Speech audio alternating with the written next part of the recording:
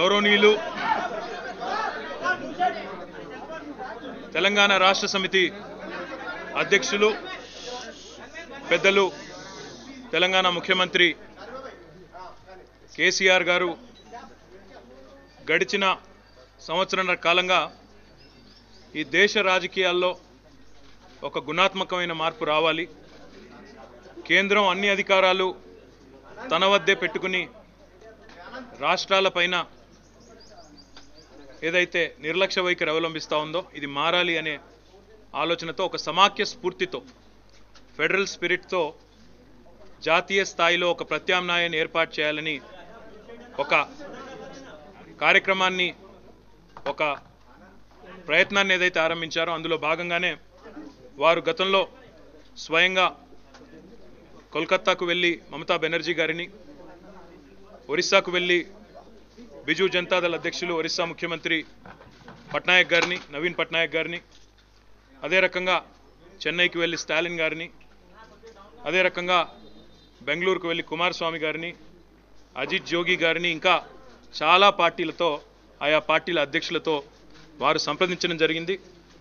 వారందరినీ కూడా తన ప్రయత్నానికి మద్దతు ఇవ్వాల్సిందిగా కోరడం జరిగింది.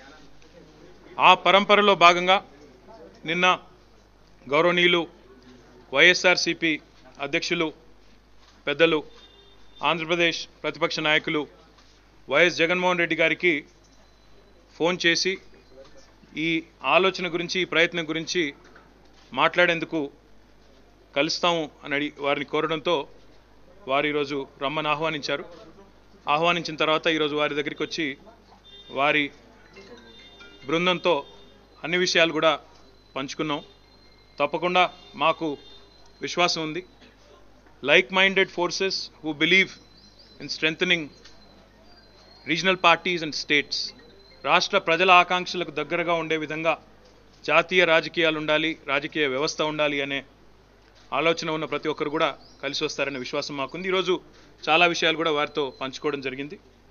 భవిష్యత్తులో తప్పకుండా సందర్భానుసారంగా ఏ రకంగానైతే కేసీఆర్ గారు అన్ని రాష్ట్రాలకు వెళ్ళి ఆయా రాష్ట్రాల్లో ఉండే ప్రధాన రాజకీయ పార్టీల అధ్యక్షులతో, ఆయా రాష్ట్రాల్లో ఉండే ముఖ్యమంత్రులతో, ఆ పార్టీల అధ్యక్షులతో సంప్రదించారో త్వరలోనే ఆంధ్రప్రదేశ్ రాష్ట్రానికి కూడా కేసీఆర్ గారు స్వయంగా వెళ్ళి జగన్మోహన్ రెడ్డి గారితో స్వయంగా కూర్చుని మిగతా అన్ని విషయాలను కూడా చర్చించి తప్పకుండా ఈ చర్చలను ముందుకు తీసుకొని పోతామని ఈ సందర్భంగా తెలియజేస్తాం.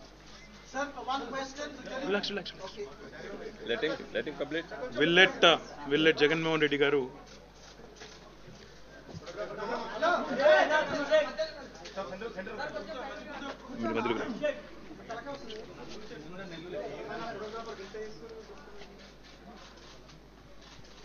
కేసీఆర్ గారు ఫోన్లో మాట్లాడిన పిమ్మట తారక్ వచ్చి డిస్కస్ చేశాడు. ఫెడరల్ ఫ్రంట్ గురించి, రాష్ట్రాలకు జరుగుతూ ఉన్న అన్యాయాల గురించి, అన్యాయం జరగకుండా రాష్ట్రాలు నిలబడాలి అనంటే దేశవ్యాప్తంగా రాష్ట్రాలు కలవవలసిన అవసరం గురించి,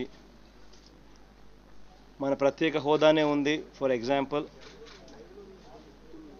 పార్లమెంటునే సాక్షిగా చేస్తూ ఇచ్చిన హామీకే ఈరోజు దిక్కు దివానా లేని పరిస్థితిలో ఉన్న పరిస్థితులు, రాష్ట్రాలకు ఏ రకంగా అన్యాయాలు జరుగుతూ ఉన్న పరిస్థితులు కనిపిస్తూ ఉన్నాయి. వీటిని అధిగమించాలి అని అంటే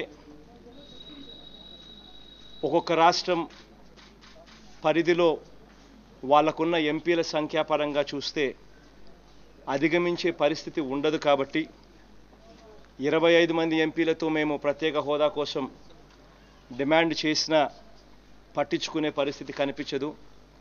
ఆ 25 మంది ఎంపీలకు తోడు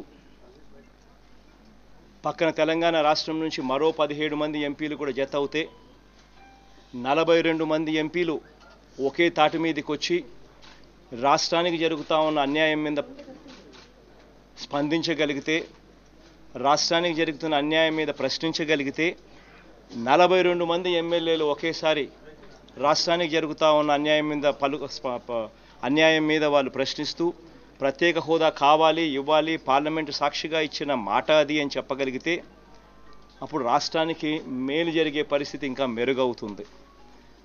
కాబట్టి ఇది స్వాగతించదగ్గ విషయం. రాష్ట్రాల హక్కులు నిలబడాలి అనంటే, రాష్ట్రాల హక్కులు కాపాడబడాలి అనంటే సంఖ్యాపరంగా ఈ నెంబర్ పెరగాలి. అప్పుడే కేంద్ర ప్రభుత్వాలు రాష్ట్రాలకు అన్యాయం చేసే దిశగా అడుగులు వేయడానికి వెనకడుగు వేసే పరిస్థితిలోకి వస్తాయి. ఈ దిశగా అడుగులు వేస్తూ కేసీఆర్ గారు ప్రతిపాదించిన ఒక జాతీయ ప్లాట్ఫామ్ వేరన్ రాష్ట్ర ప్రభుత్వాలన్నీ కూడా ముందుకొచ్చి ఒకటై ఎంపీల పరంగా సబ్స్టాన్షియల్ నెంబరు ఏకం చేసి రాష్ట్రాలకు జరుగుతున్న అన్యాయాలను హైలైట్ చేయగలిగే పరిస్థితి, రాష్ట్రాలకు జరుగుతున్న అన్యాయాలను జరగకుండా సాధించగలిగే పరిస్థితిని క్రియేట్ చేయడానికి ఏదైతే కేసీఆర్ గారు ముందుకొచ్చి ఒక ప్లాట్ఫామ్ క్రియేట్ చేసే కార్యక్రమం ఏదైతే చేస్తూ ఉన్నారో అది హర్షించదగ్గ విషయం. కేటీఆర్ గారు వచ్చి అదే విషయాలు చెప్పారు. ఆ తర్వాత కేసీఆర్ గారు మళ్ళీ నాతో ఫోన్లో కూడా మాట్లాడారు. ఫర్దర్ డిస్కషన్స్కు మళ్ళీ కేసీఆర్ గారే తానే వచ్చి ఫర్దర్ డిస్కషన్స్ కూడా తాను చేస్తానని చెప్పి కూడా చెప్పారు. ఈ నేపథ్యంలో కేటీఆర్ గారు చెప్పిన అన్ని విషయాలను కూడా పార్టీలో ఉన్న మేమంతా కూడా ఇంకా సుదీర్ఘంగా కూడా డిస్కస్ చేసి దీన్ని రాబోయే రోజుల్లో ఇంకా ఎలా ముందుకు తీసుకొని పోవాలి అన్న విషయాల మీద ఇంకా 4 అడుగులు ముందుకేసే పరిస్థితి చేస్తాం.